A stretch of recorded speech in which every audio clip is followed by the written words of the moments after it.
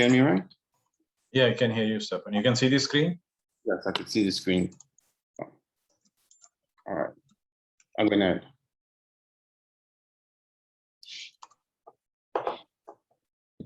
Good morning, everyone. Good afternoon or good evening, depending on where you may be. And welcome to MTCC Caribbean's first one-hour webinar in a series of 3.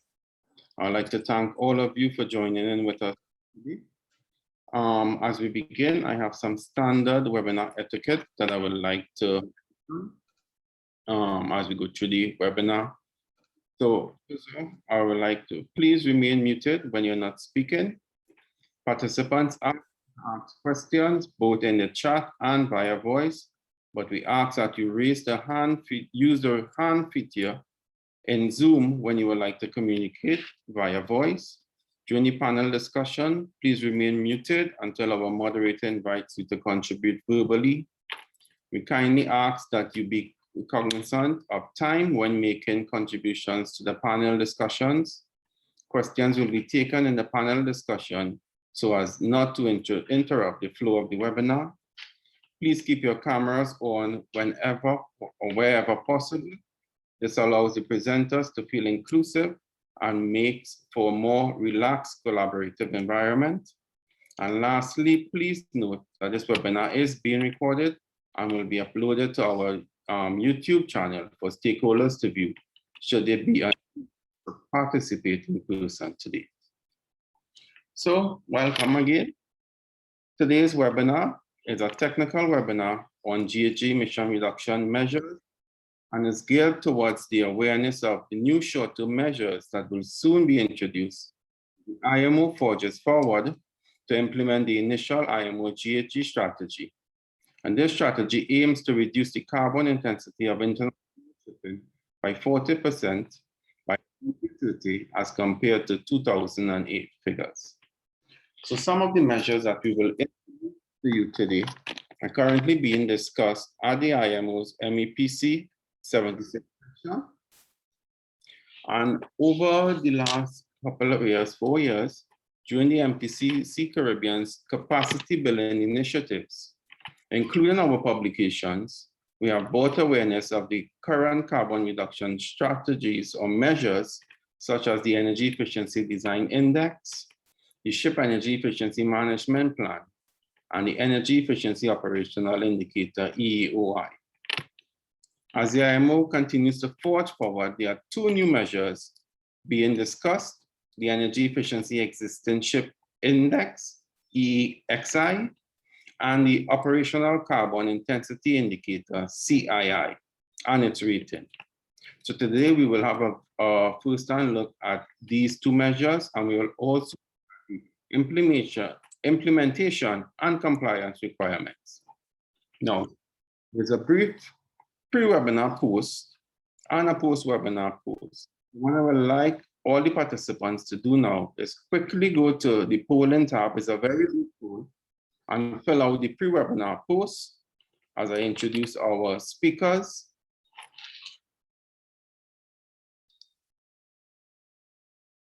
So today, to bring us more on these measures, I would like to introduce our Deputy Director and Technical Head, Captain Sukhjit Singh, and our Energy Efficiency Advisor, Ms. Suzette Balkara.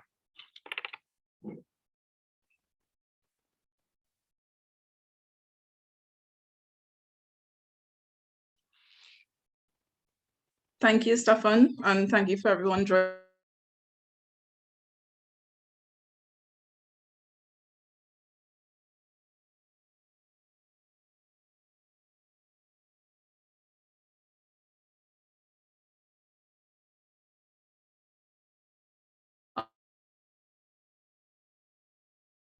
The guidelines on the Energy Efficiency Existing Ship Index and the Carbon Intensity Indicator. So starting with the Energy Efficiency Operational Indicator. So it's a monitoring tool, right? It enables the operators to measure the fuel efficiency of a ship during its operation. So as you can see with the calculation, it's the ratio of the mass of carbon dioxide emitted per unit transport work. And you will see as we go along with the slides that the units for transport work will always be dependent on the type of vessel that we are talking about. The unit of the operational indicator could be dependent on the type of cargo that will be carried. And this will, of course, determine what is the work done. So here we have the equation for the EEOI. Moving on to the Energy Efficiency Design Index. Similarly, we have a calculation here for the design index, and it's one of the most important technical measure that was introduced. It's a measure of the ship's energy efficiency calculated by the particular formula shown on the slide here. What it basically is, again, it's a ratio of your carbon dioxide emission for your transport work. What the ATTAIN EEDI does, it's a measure of the energy efficiency of the vessel as it is newly built. And through this technical measure, we have where we can discuss the attained EEDI at the beginning of the life cycle of the vessel. And through a series of mandatory reduction factors and cutoff limits and implementation factors, we could talk about the required EEDI throughout the life cycle of the vessel. And at any point in time, we would always determine the EEDI requirements. And at that point in time, we need to make sure that the required EEDI is always, well, the attained EEDI is always less than what is the required EEDI. Moving on to something that would be fairly new is the Energy Efficiency Existing Ship Index, right? This also aims to improve the energy of the vessels. This is being implemented. Guidelines amendments Annex 6, draft guidelines, sorry, they wish to incorporate energy efficiency improvement measures, and these include 3 particular in this presentation. So we are talking about the Efficiency Existing Ship Index guidelines for calculations. We are talking about the survey and certification guidelines, and we're also talking about shaft and engine power limitations for use with the Energy Efficiency Existing Ship Index.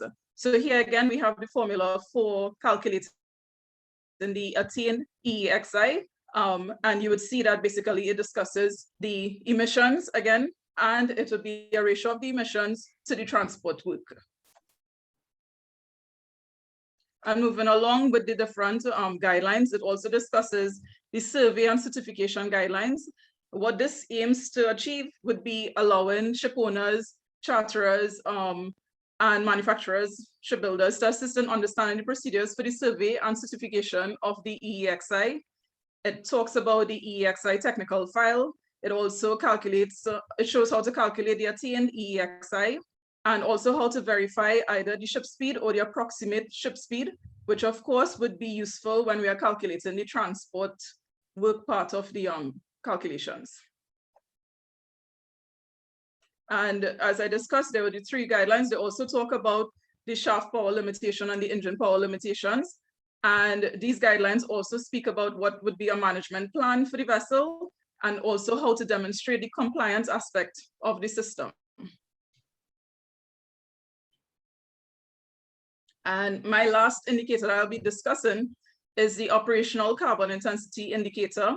This is an operational measure, of course. It's used to improve the operational efficiency of a vessel. It was developed in line with the IMO GHG studies and, of course, the initial strategy. It is compatible with technical measures such as your EEDI and also now your proposed EEXI regulations. And how it works, basically, it has assigning a rating system, which would be also applicable to a reference line, reduction factors, and all these things will be in, it will be specific to the type of vessel that we will be working on the carbon intensity indicator for. And when we are calculating the carbon intensity, we are talking about an annual average carbon intensity, which will be talking about the annual carbon dioxide emissions over an annual transport work. And again, the units will be dependent on the type of vessel. It will be dependent on the capacity of the vessel, giving rise to different units. For a specific year, the achieved carbon intensity reduction of the international shipping as a whole could be calculated as the weighted average of the carbon intensity reduction that would be achieved from all ship types. And moving on to the performance rating scale. So basically how the carbon intensity indicator works is that we have a 5-grade rating mechanism. So the vessels will either be falling within A to E, and these rating mechanisms are actually assigned within different boundaries. And basically, if a vessel is falling within D or E of this rating scheme, it will show that the vessel is actually underperforming and not achieving the carbon intensity indicators. Similarly, if it is that it can fall within the better ranges of A and B, it will show that it has a better way of achieving the carbon intensity reduction. And the carbon intensity indicator regulations, basically once the reference line guidelines and the reduction rate guidelines are finalized currently at MEPC 77, together with our data that we will be required to be submitted into 2020 and 2021, these guidelines can be finalized in MEPC 78 and ready for use soon after. So now that we've discussed the calculations and given an introduction to the indicators, I will now hand over to Captain Singh, who will take us through the compliance aspect. Good morning, good afternoon, and good late evening, maybe, everyone. I hope everyone is healthy, safe. Please indicate if you can hear me loud and clear. Thank you so much. So thank you, Suzette. Thank you, Stefan. I'm Captain Singh, Technical Head and Deputy Director presently at MTCC, and I'll take you through on some of the issues, understanding what Suzette has said so far and how we navigate the compliance. So as Stefan said in the beginning, short-term measures are meant to be set into force by 2023, and different measures were considered, widely discussed, and including introduction of a speed limit. Now, industry already has experience of market-driven slow steaming for nearly 1 decade now, and this measure is promising with regards to its potential to save CO2 equivalent emissions, right? So based on that experience, 2 associated IMO indexes, as Suzette highlighted, EEXI and CII, have been established to provide support and get some meeting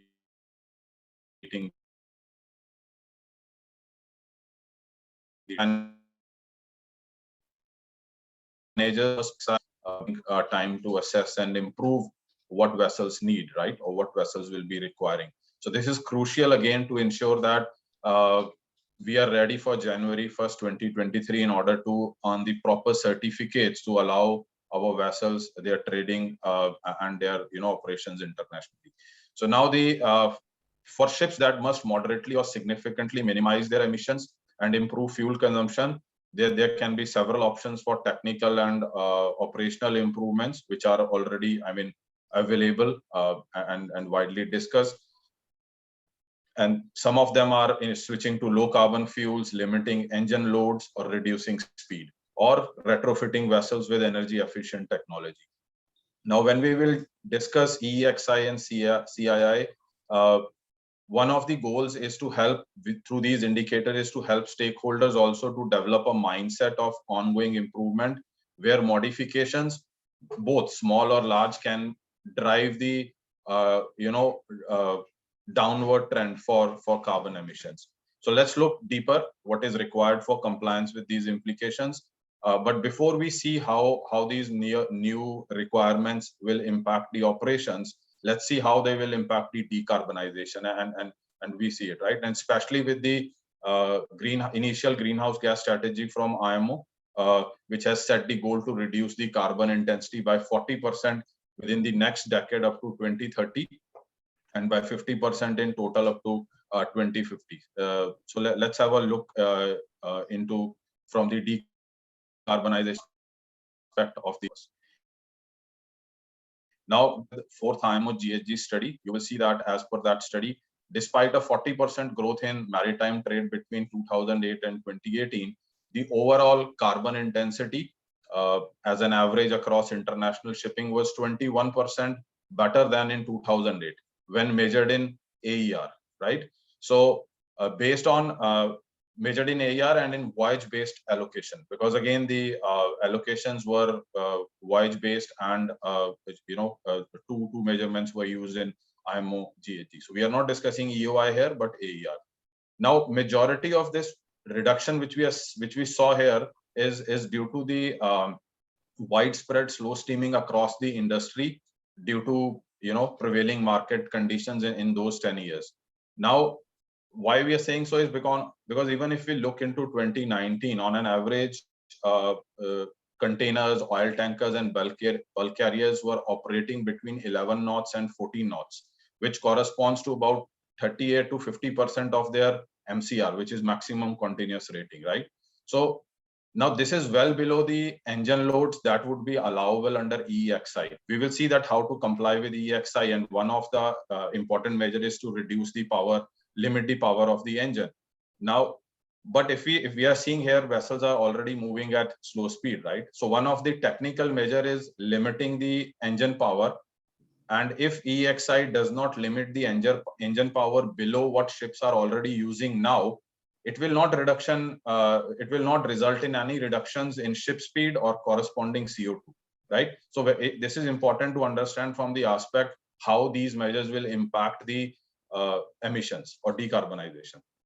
So put together, what we're saying here is that if the continuing prevalence of slow steaming is foregoing, right, whereby most ships are being operated at engine loads that would be unaffected by the technical efficiency standards, whatever will be set under EEXI, there will be no impact on CO2s. But then what is the need? Why do we need it, right? So first thing to understand from here is this means that effectiveness of this technical efficiency measure like EEXI, it needs to be evaluated against the market conditions, right? So keeping that in mind, we now see, okay, why do we need this regulation? Then why this new factor is important? With that understanding, we see that in simple way, EEXI provides a stronger safeguard against any emission increase under futures speed increases, which will be determined by market conditions, right? So if in future market conditions are such where vessel may go back to their original design speeds, it will be important that we have a regulation which limits the speed using engine power rating or any aspect like that. And more importantly, if we analyze and this is an important point which I feel is that the trend of existing and new ships. So it was found that existing ships tends to have engines with higher output, allowing wider choice of operating speeds when compared to new ships which are subjected to EEDI regulations. They tend to have engines with low output, achieving better energy efficiency, and obviously which allows for a narrower choice of operating speeds. So under these circumstances, there is limited incentive to replace old ships with new ships, right? So consequently, existing ships emitting more GHG are likely to remain in market for a long time if there is no measure such as EEXI.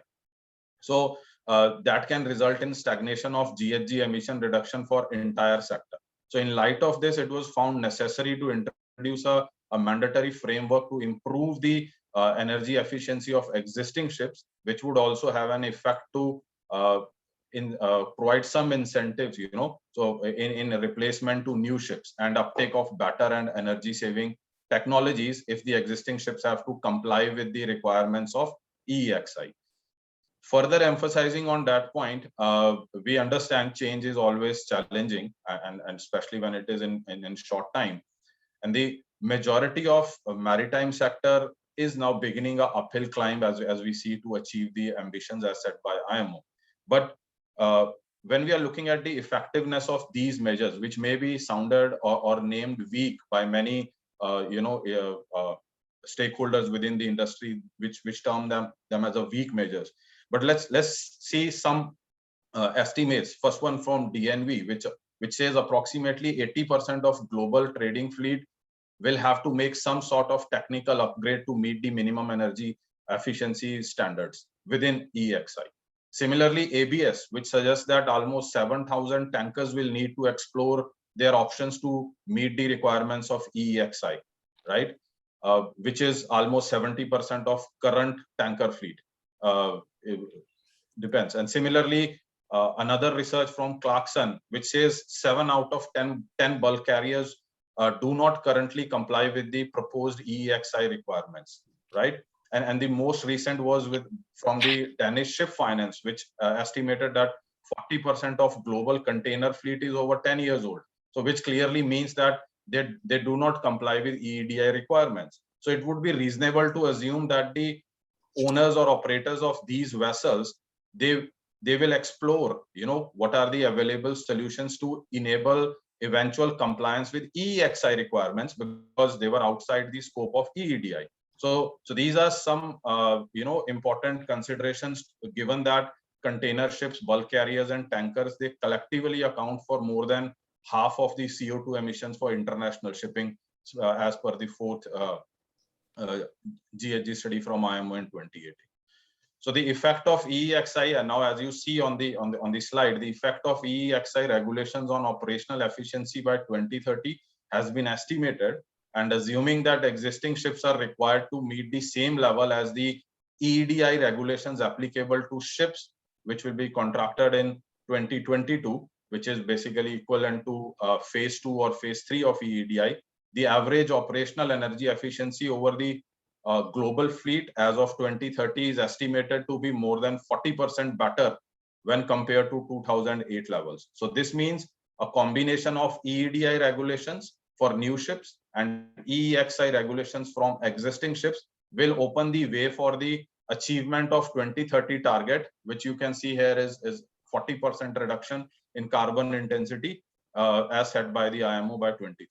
And this is especially important when CII requirements are aimed at vessels which are greater than 5,000 gross tonnage and engaged in international voyages.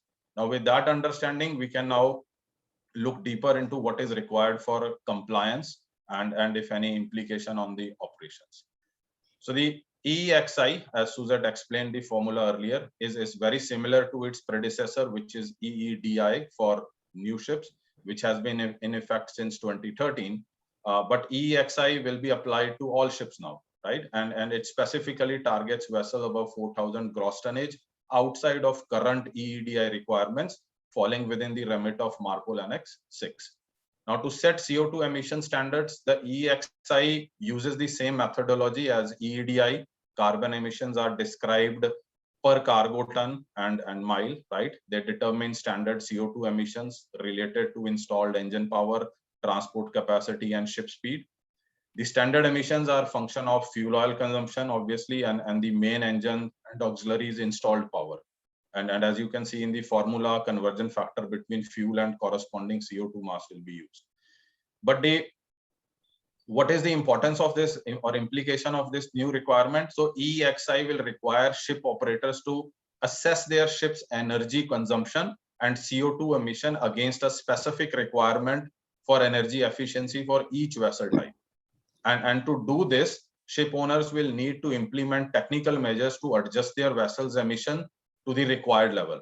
So what is important for, or what is improvement measures which can be used by the existing vessels to comply with these upcoming requirements? Some of them are engine power limitation. As you can see, what impacts the calculation, the numerator and the denominator in the formula. So there are engine power limitation option, shaft power limitation option, engine derating, or optimization of propulsion, or introducing energy saving devices, as you can see in the numerator of the formula.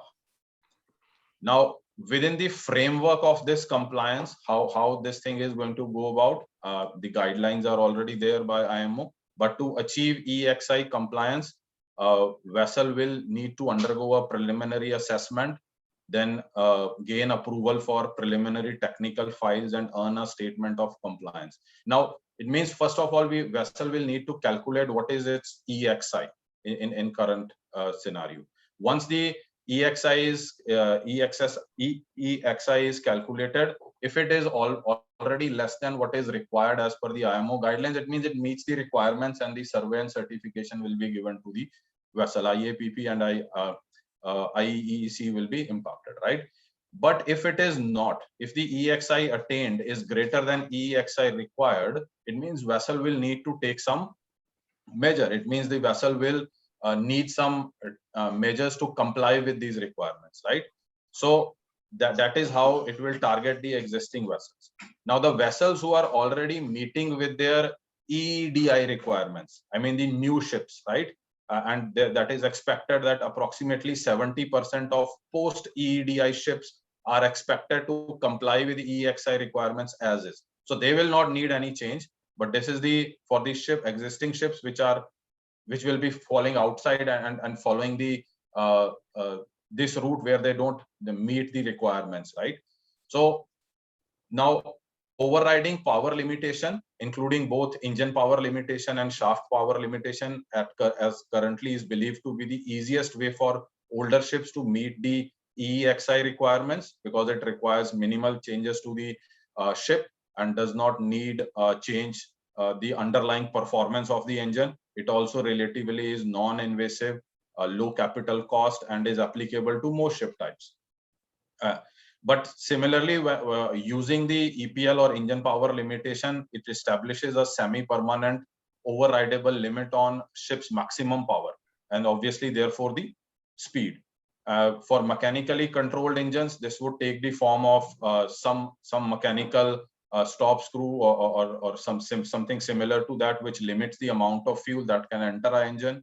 For newer ships, electronically controlled engines, EPL would be applied via password protected software fuel limiter, right? EPL would be overridable if ship is operating under adverse weather conditions or requires extra engine power for safety reasons. But whenever that overriding is being used, I mean, it increases the power beyond that, the override should be recorded and reported to appropriate regulatory authority.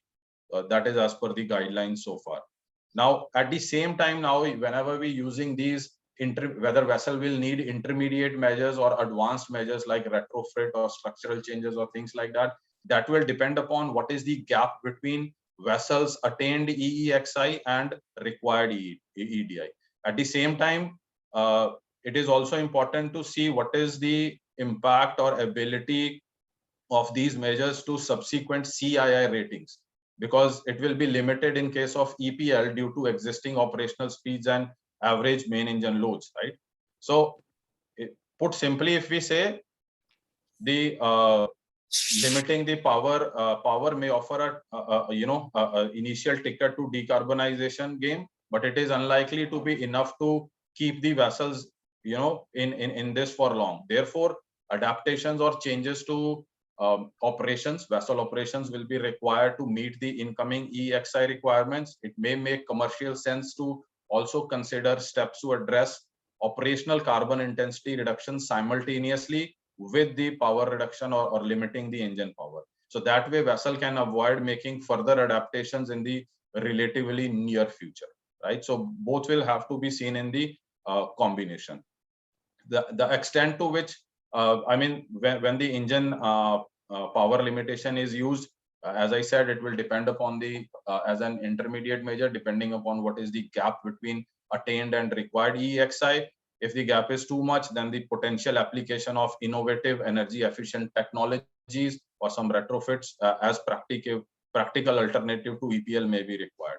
Further, when these options to comply with EEXI are being thought of, a B-scope approach will be required. Again, because energy efficiency of every ship can vary greatly depending upon its class, size, age, and extent to which it has been modified since it was delivered first, right? So context is the key, and particularly if the measure is limiting the engine power, right? And sometimes it can be problematic also depending upon ship types. For example, RoPax or steam turbine power ships, because RoPax vessels, they have hotel loads like air condition, galleys, lightning, and they have strict route timings to connect with. So many owners will naturally question whether if they use EPL, is it suitable method of decarbonization, because they have to meet the speed requirements. And in case of steam turbine powered gas carriers, especially the older vessels with no reliquefaction, where LNG cargo boil-offs are used during a journey, So this resultant boil off needs to be burnt through the engines. But if the EPL levels are reduced to below 60%, it may not be possible. It may prove impossible to consume the natural boil offs of the gas, right? This has been acknowledged already in the technical discussions at IMO, and they may have some allowance for these type of vessels. So with that on EXI, we will look at the CII. Now for carbon intensity indicator, a manager must determine ship's carbon intensity profiles and develop an optimized ship energy efficiency management plan by end of 2022, as timeline was shared by Suzette. So this mandatory document is a ship specific plan that provides a mechanism to help improve the energy efficiency of ship in cost effective manner. Now, carbon intensity indicator is applicable to in-service ships over 5,000 gross tonnage. Now, these vessels will be required to quantify and report on carbon emissions from operations. The formula was discussed already by Suzette earlier. So the CII provides ship operators with the factor by which they must reduce their CO2 emissions annually, right? And to ensure continuous improvement and comply with the regulations. Now you can see here, I mean, this is already targeted at a reduction reference point. So we must reach 60%. I mean, this is a 60% line. Why we are talking about this is a 40% reduction compared to 2008 reference point. So wherever ship will be, so it has to achieve that target by 2030. We'll discuss more on it. But as of now, what we need to know is that carbon intensity indicator must be implemented within each operator's ship energy efficiency management plan. The SIMP is, as we said, you know, it is a mandatory a ship specific document which will lay out the plan to improve vessels energy efficiency in a cost effective manner. We will discuss case by case quickly. The ship CII determines the annual reduction factor needed to ensure continuous improvement of the ship's operational intensity within a specific rating level, and reduction rates are intended to achieve the levels of ambition set out in the initial strategy, as I said earlier, which is at least 40% by 2030 when compared to 2008. Now, during the year of entry into force of the regulation, which we expect is 2023, the ship's attained reduction factor will be calculated and compared to the nominal required reduction factor of the same year. This means that ships will have different starting points in 2023 based on the ship's attained reduction factor, and this is what we will see. So now once this is the expected nominal required reduction factor, which should lead to 40% reduction by 2030. But depending upon each ships individually, our attained reduction factor can be separate. And this is what we see here in this case here. Now, this ship attained reduction factor in the first year is equal to the nominal reduction factor, which is in line with 40% reduction by 2030. So if the vessel is on this line, so what happens is equal to the nominal required reduction factor along the yellow line. So then ships required reduction factors of the following years will be the same as the nominal ones. But if when we calculate the factor for this ship, where the attained factor in the first year is superior to the nominal required reduction factor, then the ship's required reduction factor for the following years will still remain the same. It is here, but so this is for case 2. Now specifically for case 3, which is of more important. Now, if ship's attained reduction factor is inferior to the nominal required reduction factor, it means vessel is much higher and is not on target to achieve 40% reduction by 2030. It means this reduction factor will be higher compared to the nominal rate, right? And what requirements require is that it should be done in such a way, must be calculated on a straight line basis between its value in the year when, for example, 2023, when it comes into force, and nominal reduction factor value for 5 years after that year. So it means within 5 years, it is expected that vessel should arrive on the nominal reduction factor, right? So this clearly indicates that it means vessel is forced, this existing vessel is forced to comply with to bring in some energy efficiency measures in place so that it reduces its carbon intensity at a faster rate compared to a vessel which is already compliant, right? So SIMP is an important document. It will become an important document now because it will calculate the ship's attained carbon intensity indicator, ship's attained reduction factor, and ship's annual reduction CII, and the ship's annual required carbon intensity reduction factors. So for each year, ship's reduction factor attained will be calculated, and if it is same or above the required, it will be in the compliance. So we can look here, for example, now this is a ship. We see when we calculate the attained figure, now the required figure has to achieve 40% for this ship type and size based on calculation is 26% is required by 2023. Now, if vessel is there, it means it is complying. And as we calculate for the next year, 2024, required is 28%, but vessel has attained 29%. So it is well below the required one, right? So it remains in the compliance and going so forth.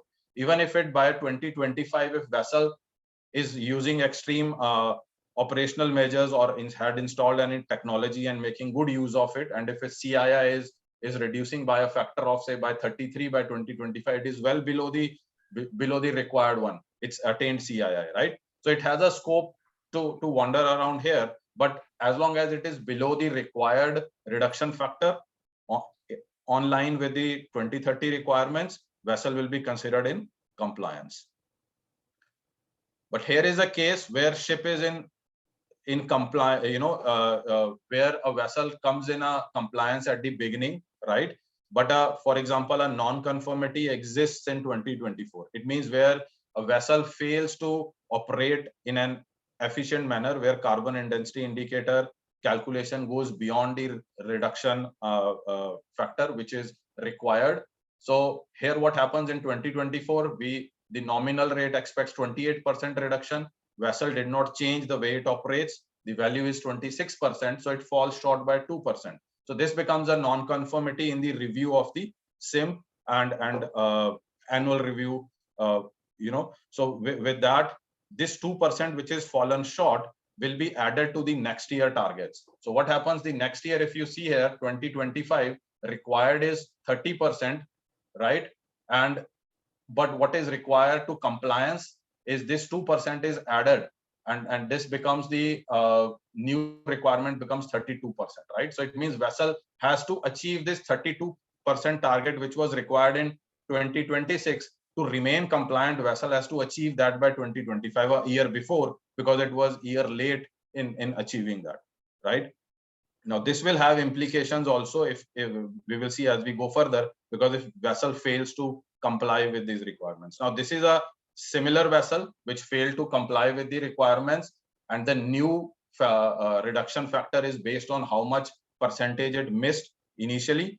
And even if it is below the nominal reduction factor rate, vessel will still remain in non-compliance because it did not meet the new target, which was expected based on how short it was in the previous year, right? So this is an ongoing calculation and ongoing compliance requirement within the annual review of the vessel CII calculations. Now, by now you must have realized that it needs a close, because everything for CII is not within the vessel operator or owner's hand. So owners and charterers will determine annual emissions to show continuous improvement of operational emission reductions, right? The rating would be given on a scale, operational carbon intensity rating, as Suzette highlighted earlier, A, B, C, D, E, indicating, as you can see, major superior, minor superior, moderate, minor inferior, or inferior performance level. Now the performance level would be recorded in ship's energy SIMP, ship energy efficiency management plan, and as a result, ship owners and managers must determine their vessel's carbon intensity profile and optimize their SIMP by the end of, initial expectation is by 2020. The rating scales are expected to become more stringent towards 2030, especially after the review which is proposed in 2026, right? Now, why these rating scales are important is their ship operating much below the required reduction rate. So administrations and port authorities and other stakeholders, as appropriate, they are encouraged to provide incentives to ships which are rated A or B. And under the new MARPOL amendments, a vessel which is rated D for 3 consecutive years or is rated E would have to submit a corrective action plan to show how the required index, which will be C or above, would be achieved as part of the SIM. So fuel efficiency, weather routing, propeller, hull cleaning, speed optimization, power optimization, generators optimization, they will all be needed to effectively reduce emissions year over year. So there will be a push to uptake these either operational or technological measures to reduce the carbon intensity year over year. So it has become clear that from a commercial standpoint, operating restrictions and emission caps required by CII will ultimately change how owners and charterers approach voyage planning and vessel optimization, right? The responsibility for maintaining required emissions and ensuring a high CII rating, it carries over to both owners and charterers, forcing a higher need for collaboration, right? And adopting a digital interface to track, monitor, or optimize the emissions for a vessel will be a good tool, which will, this will drive a new commercial arrangement between owner and the operator and the charterer. The addition of a digital solution then can help mitigate emissions through optimization using all the measures which we discussed, while monitoring the commercial opportunity of operational decisions, which will help to ensure vessels adherence without negatively impacting the CII rating, right? So if we see the quick comparison between the two, EEXI and CII, so you can see that EEXI is one-time calculation in alignment with the EEDI phase, but there is an annual monitoring and reporting based on CII, right? So comparing the two, we can say that the vessels that will fail to meet the required EEXI and where options need to be assessed for compliance, because if the vessel is not meeting EEXI requirements, they will need some moderate or severe measures to comply with those requirements, because that will directly impact the certification trading of the vessel, right? And at the same time, when those measures are thought about, that okay, what we need to do to comply with EEXI, we also need to consider how these options will impact the CII rating of the vessel, because we don't want one aspect to be negatively impacting the other one, right? So the full ramification of these EEXI and CII will continue to become clear as implementation dates will come closer, very close. But in the meantime, the flexibility and I would say the ability to think long-term benefits rather than just pure compliance and have the certification will be key, because CII will impact in a long way, right?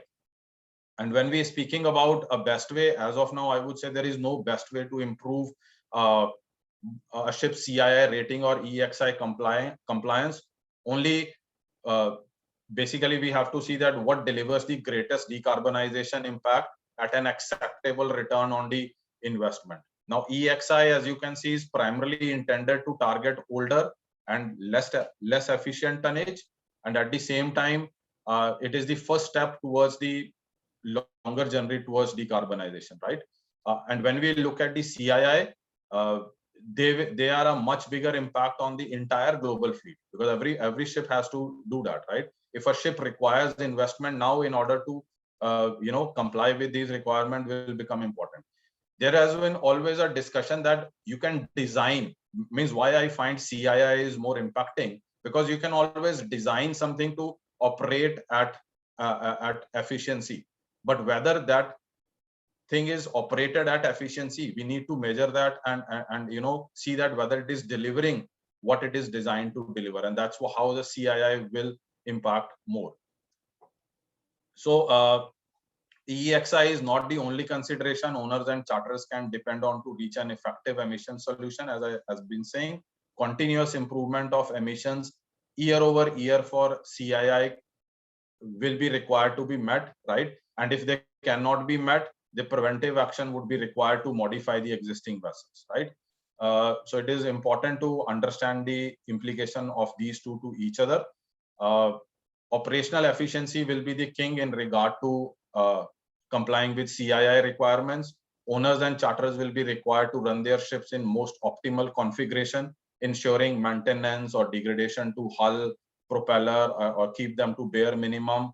Operators are, they have to optimize their generator configuration, fuel consumption, how the vessels are routed, what are the speeds taken into consideration, right? So all that will become important.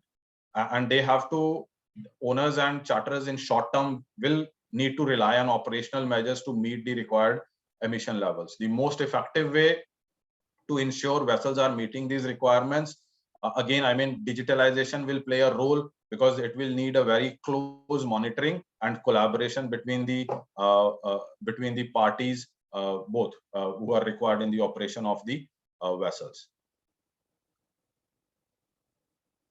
Now the challenges in this compliance, right, is important to understand. Now we are saying that a lot of these requirements will target the vessels which are older, which are not within the scope of EEDI, but it can be challenged to accurately calculate the EEXI attained, especially where the data may not be available. So especially faced when it comes to the reference speed or some other parameters which are required for these calculations, right? So that it may differ to the guidelines as approved, provided by the IMO.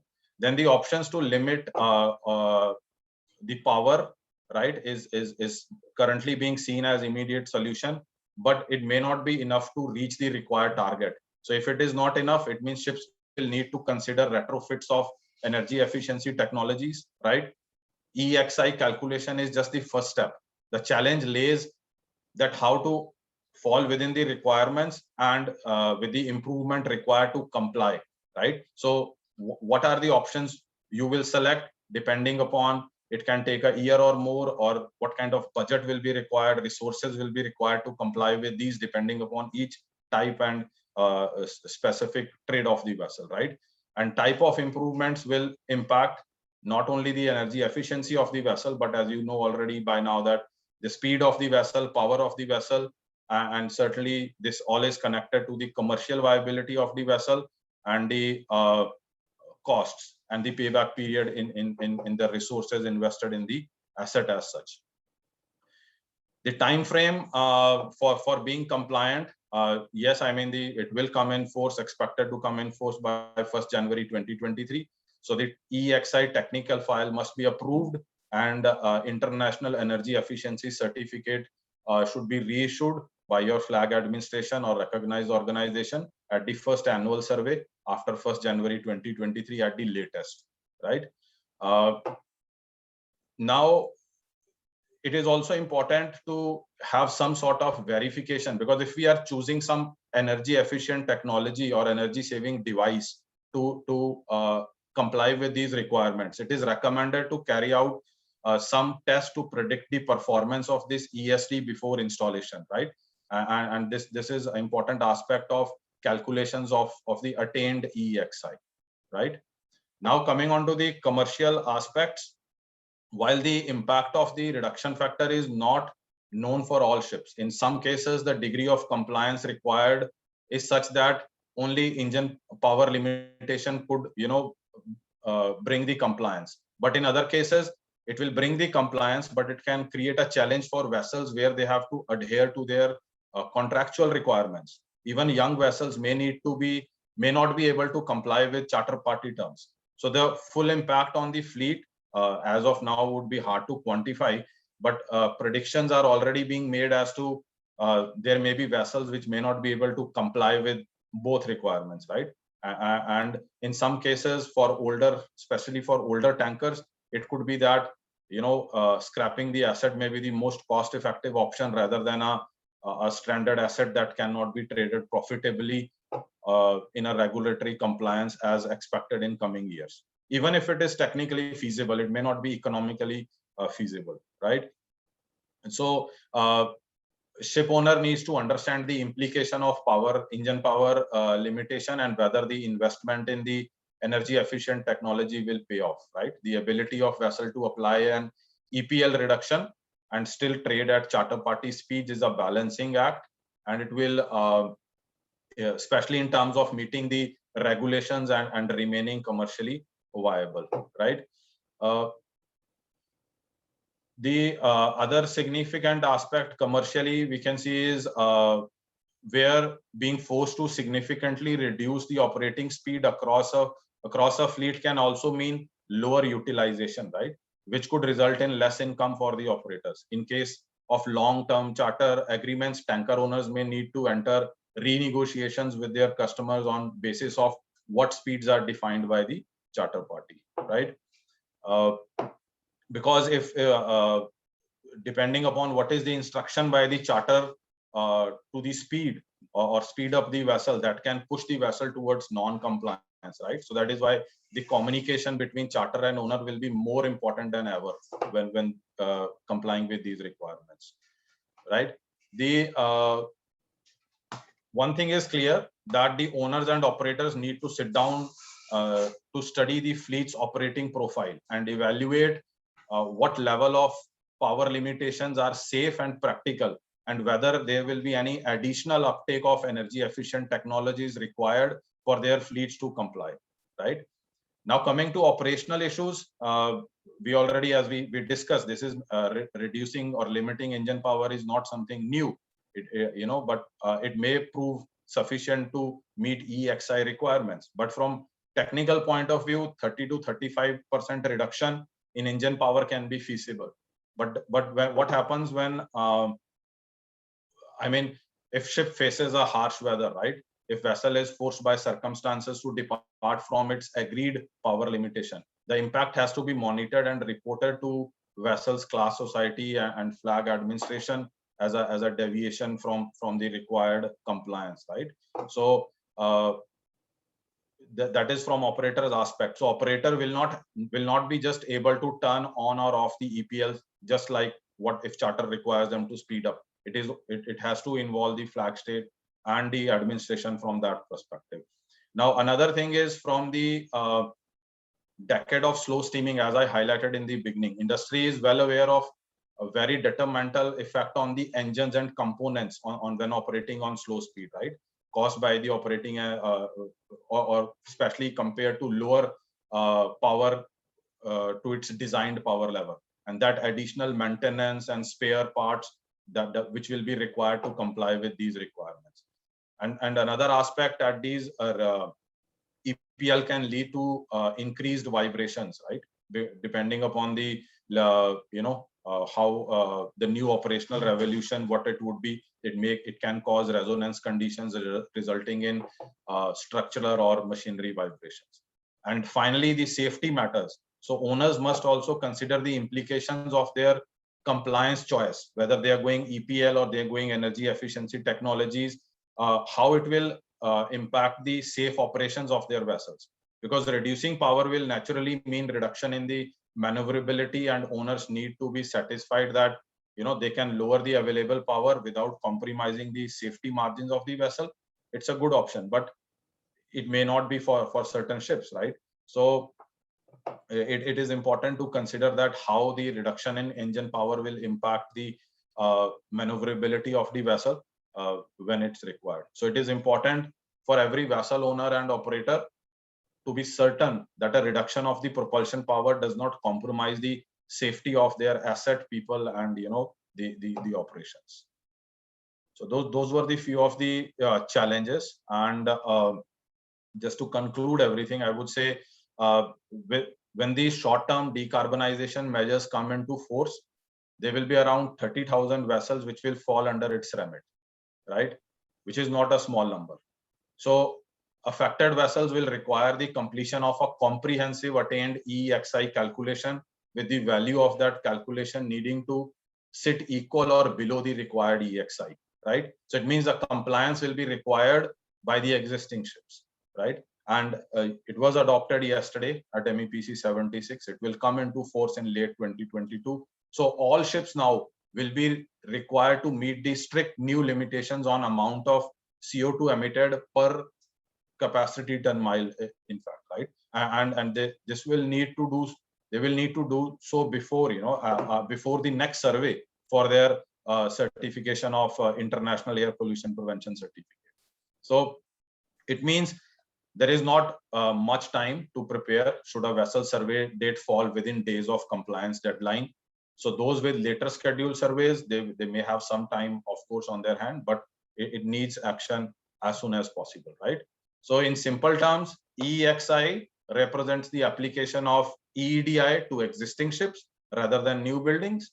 The popular option available is to reduce its propulsive power, which we have been calling EPL or engine power limitation.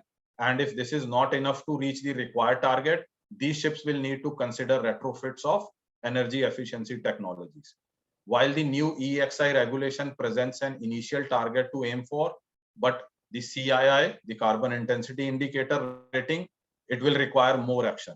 So it is advisable that the technical managers and owners, they take this opportunity, which is presented by their EEXI analysis today, to take a more strategic approach to decarbonization for tomorrow, because how it will impact the CII is also important to see, right? So adoption of energy efficient technologies will be on the table, right? It's very much secondary solution to be used in combination with EPL.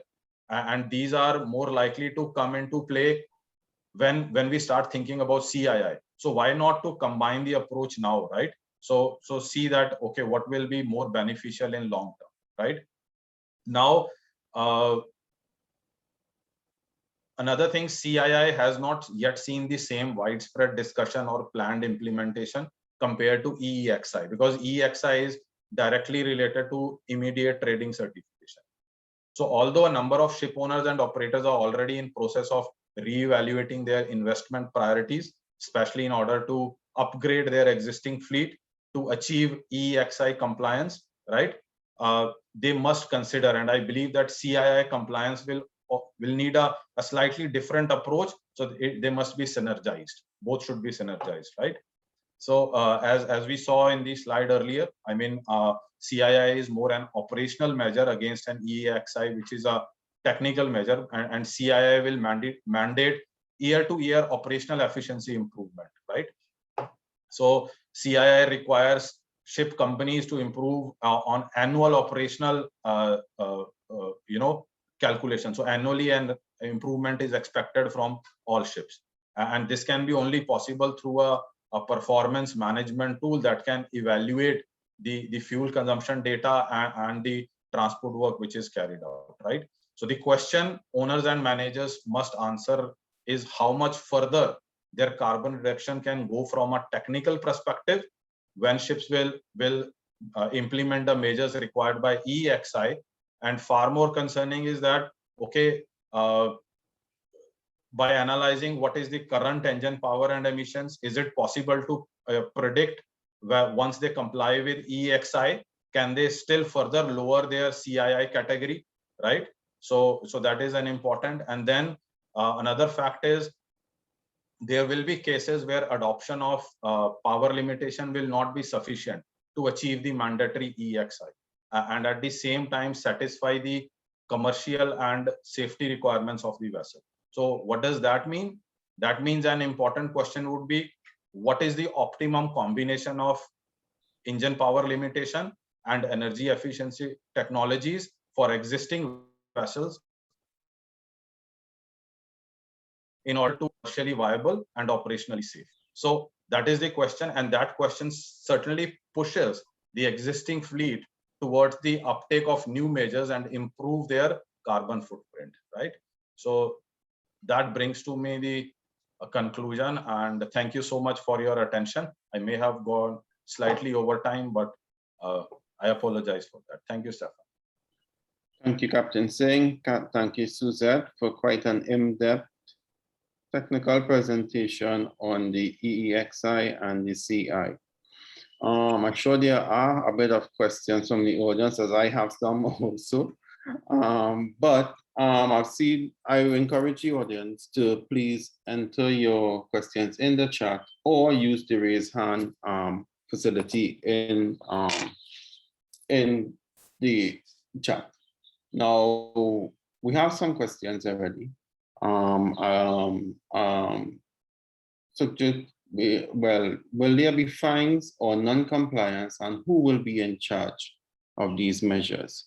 I want to go a little bit further after this question also and see the relevance of the Caribbean, right? How is it going to be implemented, and how is these new measures going to be relevant to the Caribbean region? Thank you, Stefan. Now, as we say, I mean, like any other regulation, because this is going to become part of the standard, convention MARPOL Annex 6. They are adding part B to both the regulations, where EEDI, the new amendments will make it part of the same regulation under MARPOL Annex 6. So the enforcement and application, I mean, as standard like any other requirements, it will fall into the same regime, right? The enforcement and this, but the principal duty of compliance again is up to the vessel owner and operator and the flag state who is issuing the certificates. So is it basically something similar to like how the SEMP is being implemented on SEMP or the trading certificates? Means what are the requirements of convention? But this will become a mandatory requirement, because in my opinion, the technical measures available is one aspect, but the how to say, the enforcement of them is another topic, right? As we have been discussing in the various other platforms, because it has become a part of requirement now. So maybe a vessel which is trading internationally, it might see a weak enforcement regime in one region, but there will be a strong enforcement regime in another region. So it will not be able to trade internationally with non-compliance, because non-compliance may go unseen in one region, but not in the other one, right? So that is how it will tighten the net. And when it comes to the Caribbean in specific, where we know that the average age of our vessels is beyond 11, 12 years, this is something where now if they don't take action, they will fall into non-compliance. Okay, because so far the age was the excuse for not complying with the EEDI requirements, but EEXI will set the first step. Because so far, what was the, okay, let's go back to very basic. What is the factor for uptake of the energy efficient technology or reducing emissions, right? One was economic, because you will save on fuel, right? And second was regulatory, because you need to reduce your emissions or what is required for the compliance, right? So far for the existing ships, the economic factor may not be playing a role, because it was not making a business case to retrofit or bring in a technology or introduce an operational measure. However, with the regulatory factor now pushing it, it will become the owner or the operator has to do something to comply with these requirements, or the asset will become stranded. I think that answers the other question in the chat. Vessels that do not comply with the minimum requirement within the 5 years, can they be restricted from sailing? They will. I mean, it will have a direct impact on your IEEC and IAPP certification. So you will not have your trading certificate, and certainly you cannot trade. Very good. So Susan answered it, but just to bring it up. So what we have, will EEXI be applicable to diesel electric vessels as they are currently exempt from EEDI? And as I was saying, it follows with the EEDI. It also is not applicable to vessels that would be with diesel electric propulsion, or even with turbine propulsion, or hybrid propulsion systems, with the exception of the cruise passenger vessels and LNG carriers. So we do have some vessels that will not fall within the calculations. I mean, if you allow, Stefan, I mean, there is a lot of discussion. Even yesterday, when MEPC approved these amendments to the MARPOL Annex 6, and many in the industry do see them as a weak measures. But given the extent of shipping and its impact, it is also important to see that these are first steps, right? So we need to see that something is happening. I mean, it is bringing into the context a majority of vessels which were not regulated, which were only dependent upon the owners or operators' decision to comply with these requirements. So these new requirements will bring everybody under one net. And I see this as an important step from a forward-looking owner's perspective. Because if I am investing in an energy efficient ship, and I'm competing in a market where a non-performing ship can still operate, it's not fair to me, to my investment. And these requirements will at least create some kind of a level playing field, which will force the existing ship to also improve their carbon footprint. So is it safe to say that we have the EEDI, that is a design index, that the vessels must be in compliance with? There's a tier reduction associated with that. The EEOI was a tool that used to be used in SEM. Is it now that EEXI is basically, could we say it's bringing that tool out now, where it's called making it a mandatory requirement to also make reductions with the operation of the vessel? The CII, I would say. The EOI, I mean, the CII would be very equivalent to EOI. We were using EOI as a performance indicator within the SIMP management plan, SIMP. So, but now what with the requirement of CII and SIMP integrating it within the SIMP, it will become important aspect where vessel has to calculate its attained reduction factor and required reduction factor. So it will play. I mean, I think it is high time, because for long SIMP was sitting just as a document to comply with a regulatory requirement, but now it will operationalize itself. Any more questions from the audience? I see a question here. We have a question on the exemptions for certain kind of vessels such as ice class or heavy lift. Yes, I mean, they may be depending upon because they have specific power requirements. So there may be certain exemptions on how, when we are looking at the limiting the engine power. But I can couple it with the question from Raval here. This is where I would say you should be starting as an owner or operator your discussions already with your classification society. Which will go in detail. But yes, exemptions will be available for certain kind of vessels, especially when you're looking at the limit of EPL.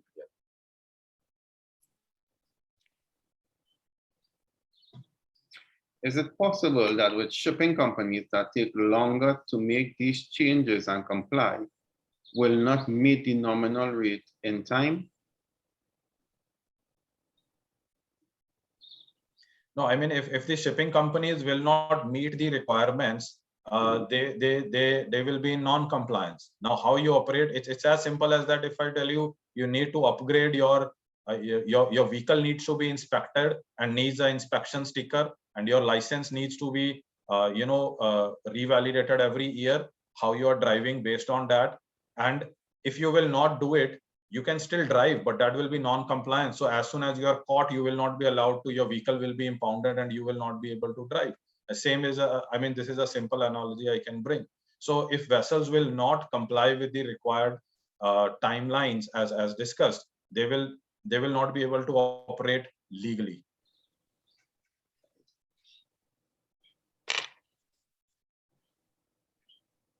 My question here would be, I mean, this is interesting because we have a very nice audience to ask is, and which is aligned to some of my researches, the measuring the impact. I mean, these are good steps, and given the age and the type of fleets we have, especially in the small island developing states, is how this will impact many other aspects of our day-to-day operations, right? So impact is assessment. We were already doing impact assessment in line with the initial IMO GHG strategy, but these things now bring in a more specific limelight on the existing ships. So the ships which were already bringing containers for us, say for example from Florida to here or Jamaica to Trinidad and Port of Spain. Now, if they have to do additional investments to comply with the upcoming requirements or continue their operations, how that will impact on the simple things like cost of living or the cost of goods or the freight coming to especially the islands which are already so low on the connectivity index.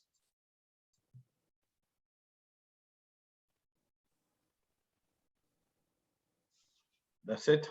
I think we're already 10 minutes beyond the time, and I'm happy to see everybody is still engaged. So no, there's a last question here from Raval. Any recommendations, companies, organizations for preparation of EXI technical files? So Raval, I'm sure we could offer those recommendations and so on for you, but it may have some costs associated with doing that. But so did any initial? What I would say is, I mean, given this platform, we cannot endorse. I mean, there are companies, there are consultancies, there are effects which provide these services. But as a first step, I would say you reach out to your classification society, because it will need approval. Your class will be involved in this. So the first step is to get in touch with them. Okay, so any other? We may have one more contribution. I am interested in the panel's opinion on the fact that it is possible that we will only see a 1.5% decrease in emissions from shipping by 2023 as a result of the implementation of EEXI. Say again, please. I am interested in the panel's opinion on the fact that it is possible that we will only see a 1.5% decrease in emissions from shipping by 2023 as a result of the implementation of EEXI. No, but EEXI will come into force from 2023, right? That is the first thing. Now, the second thing, as I highlighted initially, now EEXI will have different measures. So you are either going to limit your power, engine power, or you're going to install some energy saving devices or retrofit the vessel to comply by 1st January 2023, right? But what are you comparing it against is also important, because you're saying reduction of 1.5%. From what to what is important also, right? If my fleet is already operating at, say, 60% load and at a reduced speed, it will just remain same, but at least I am not, lowered compared to what was there. But only when CII comes into action, now on a year-to-year basis, I will be required to reduce my carbon intensity. That in my opinion is more complicated, because even if I'm operating at certain level, I cannot just go in with that, because next year I have to reduce it with a factor so that I'm in line with overall 40% reduction factor required by 2030 compared to 2008 levels.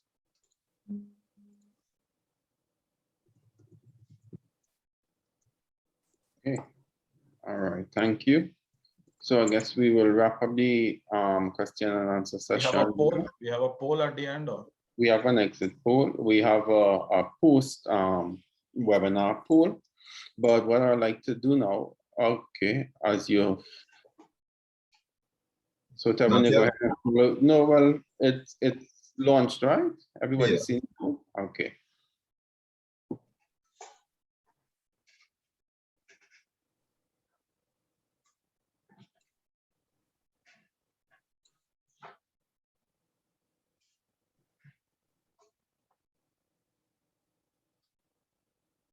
Tevin, you need to clarify on a scale of 1 to 5, which is high. On a scale of?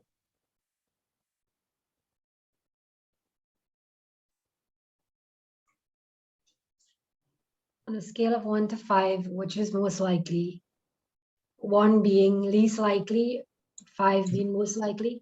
Yeah, 5 would be most likely. But we have some interesting results, so I think we'll share that after.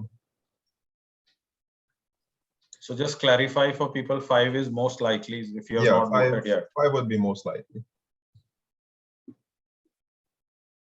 And I hope that was the scale used in the initial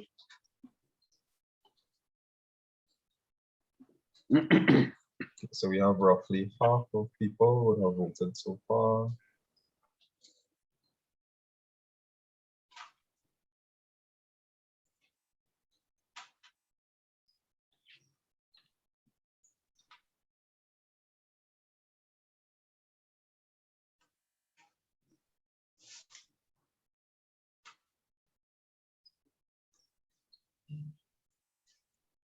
Okay, closing in 10 seconds. So please get your last votes in.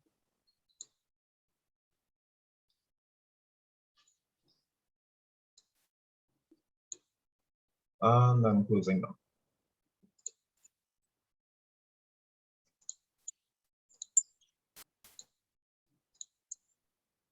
Okay, so you'll let me know when you'd like me to share the results. Let's go one time, share the results. Okay. Because this one we're looking at here is This is the the pre-webinar. pre-webinar poll. Mhm. Okay, so Let me switch now to the post-webinar.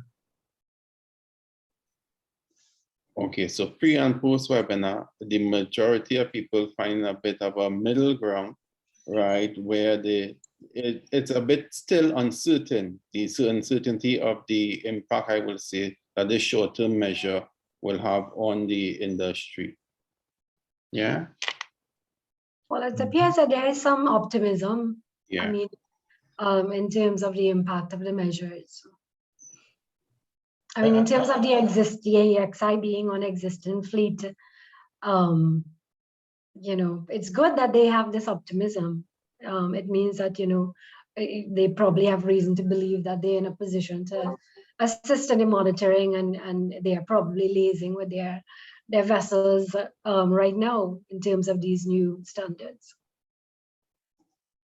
I see a positive change, because if we see the pre-webinar poll, if you will see number 1 and 2 contributed to 28%, right?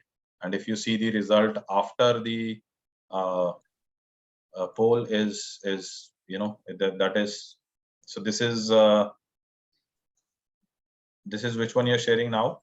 This is the second one. Yeah, so this is the second one, is 19%, which is less than 3, right? But if you looked at the first one, that was 28%. So maybe after the webinar, we are more optimistic. Maybe, and this just indicates me, what it also indicates to me that, and this is my belief, because once we start understanding with the application of these requirements as we come to force, the operators will realize that yes, they have to make some sincere effort, including the charters. So that my favorite topic of split incentive will disappear maybe in upcoming years, because the charters and the owners have to work in a close coordination now to achieve compliance with both EXI and CII requirements. Okay, so thank you everyone for participating in the poll also. We have 2 more things briefly before we wrap up. First thing is, I would like to hand over to our director, Mrs. Parasaram. She has some few words that she would like to say. Hi, good morning. We're still on morning, everyone. I just wanted to take the opportunity to share some news with you all. As you know, many of the MEPC 76, the discussion on Agenda 7, which focus on GHG emissions, has been under discussion at the IMO for the past week. And we had several very good interventions from different parts of the world. Over 16 countries intervened and indicated their support for the work of the Global MTCC Network Project, the GMN project. And out of those 16 countries, 5 came from the Caribbean region, specifically endorsing the MTCCs and the GMN. And I just wanted to take a second to shout out to those delegations that, you know, really strongly intervened on our behalf. Specifically, I'd like to shout out to Bahamas, Belize, Trinidad and Tobago, St. Kitts, and Jamaica. I really want to say thank you for your interventions on behalf of the the GMN project and your commitment towards continued decarbonization in the maritime sector. Thanks again. Thank you, Vivian. And one last request, we would like to take a photo. So for those of you who can, we'll encourage you to please switch on your camera now, right, for a few moments so that a shot could be taken.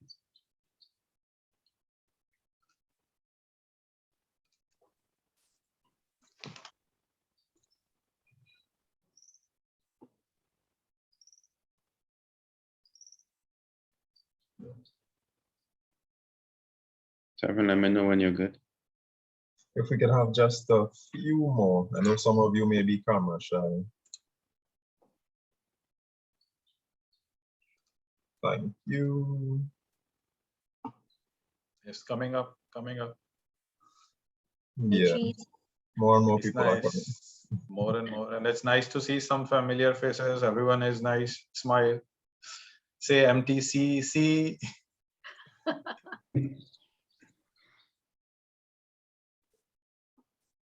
Okay.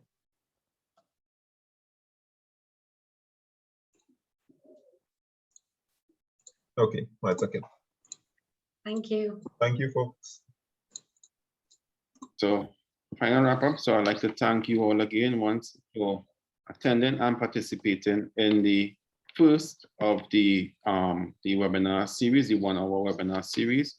I encourage you to register and attend our second and third one. The second one is on the 22nd of July, right? And that one will focus on the blue economy and maritime climate action. The third one is on the 12th of August, and it will focus on the maritime emissions inventory and the progress within the NDCs. So thank you, everyone. Do stay safe, all right? And hope to see you all on the 22nd of July. Thank you. Bye, everyone. Bye. Okay, bye.